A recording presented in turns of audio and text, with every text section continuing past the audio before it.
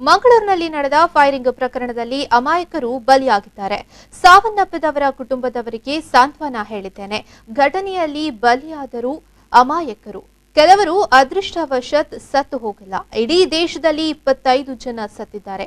ಇವರೆಲ್ಲರ ಸಾವಿಗೆ ಕಾರಣಕರ್ತರು ಮೋದಿ, ಅಮಿತ್ ಶಾ ಮತ್ತು ಬಿಜೆಪಿ ಎಂದು ಕೆಪಿಸಿಸಿ ಅಧ್ಯಕ್ಷ ದಿನೇಶ್ ಗುಂಡೂರಾವ್ ಆರೋಪಿಸಿದರು. ಅವರು ಮಂಗಳೂರಿನಲ್ಲಿ ಸುದ್ದಿಗೋಷ್ಠಿ ನಡೆಸಿ ಮಾತನಾಡಿ, ಮಂಗಳೂರು ಘಟನೆ ರಾಜ್ಯ ಸರ್ಕಾರದ ಸಂಪೂರ್ಣ ವಿಫಲತೆ ತೋರಿಸುತ್ತದೆ. ಇದನ್ನು ಸರ್ಕಾರ ಬಯಸಿತ್ತೋ ಎಂಬ ಅನುಮಾನ ಮೂಡುತ್ತದೆ. ಬೆಂಗಳೂರಿನಲ್ಲಿ ಅಷ್ಟು ದೊಡ್ಡ ಪ್ರತಿಭಟನೆ ನಡೆದರೂ ಒಂದು ಅಹಿತಕರ ಘಟನೆ ನಡೆಯಲಿಲ್ಲ. ಆದರೆ ಇಲ್ಲಿ ಮಾತ್ರ ಯಾಕೆ ಘಟನೆ ನಡೆಯಿತು? ಇಡೀ ರಾಜ್ಯದಲ್ಲಿ 144 ಸೆಕ್ಷನ್ ಯಾಕೆ ಹಾಕಿದ್ದಾರೆ? ಪ್ರಚೋದನಾಕಾರಿ ರೀತಿಯಲ್ಲಿ ಪೊಲೀಸರು ವರ್ತಿಸುತ್ತಿದ್ದಾರೆ. ಇದಕ್ಕೆ ಸರ್ಕಾರ ನಿರ್ದೇಶನದ ಮೊದಲೇ ತೀರ್ಮಾನ ಮಾಡಿತ್ತು. ವಿಧೇಯಕವನ್ನು ಎಲ್ಲ ಧರ್ಮದವರು ವಿರೋಧಿಸುತ್ತಿದ್ದಾರೆ.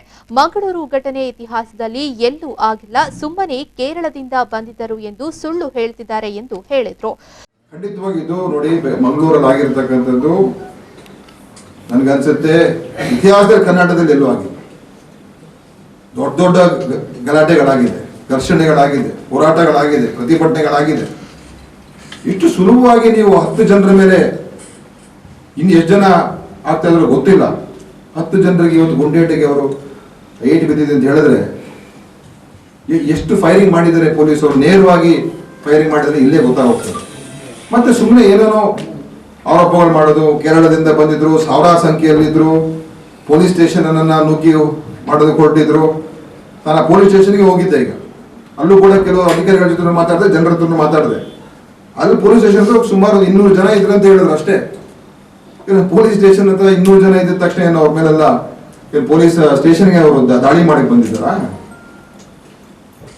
ಅದರಿಂದ ಇವತ್ತು ಈ ಒಂದು ಸಾವಿಗೆ ನೇರವಾಗಿ ಹೊಣೆ ನಮ್ಮ ಮುಖ್ಯಮಂತ್ರಿಗಳು ತಗೊಳ್ಬೇಕಾಗ್ತದೆ. ಅವರ ಆಡಳಿತ ಇವತ್ತು ಬಿಜೆಪಿ ಸರ್ಕಾರ ತಗೊಳ್ಬೇಕಾಗ್ತದೆ. ಒಂದು ಪೊಲೀಸ್ ಅವರ ಮೇಲೂ ಕೂಡ ಕ್ರಮ ತಗೊಳ್ಬೇಕಾಗ್ತದೆ. ಸಂಸದ ತೇಜಸ್ವಿ ಸೂರ್ಯ ಹೇಳಿಕೆಗೆ ಪ್ರತಿಕ್ರಿಯೆ ನೀಡಿದ ದಿನೇಶ್ ಗುಂಡೂರಾವ್ ಅವರು, ಪ್ರಧಾನಿ ತಲೆಯೇ ಪೂರ್ವಾಗ್ರಹ ಪೀಡಿತರು, ಮತ್ತೆ ಅವರ ಹಿಂಬಾಲಕರು ಹೇಗೆ ಇರಲು ಸಾಧ್ಯ? ಇವರೆಲ್ಲ ಸಂಸದರಾಗಲು ನಾಲಾಯಕ್ ಎಂದು ಹೇಳಿದ್ರು. ಮಿನಿಸ್ಟರ್ ಮೈಂಡ್ ಪೊಲ್ಯೂಟ್ ಆಗಿದ್ರೆ ಇನ್ನು ಅವ್ರ ಫಾಲೋವರ್ಸ್ ಇನ್ನೇನ್ ಆಗ್ತಾರೆ? ಸಿ ಟಿ ರವಿ ಏನ್ ಹೇಳಿದ್ರು, ತೇಜಸ್ವಿ ಸೂರ್ಯ ಏನ್ ಹೇಳ್ತಾರೆ? ಇದೆಲ್ಲ ಒಂದು ಪೂರ್ವಗ್ರಹ ಪೀಡಿತವಾದಂತ ಮೈಂಡ್ ಸೆಟ್ ಇದು.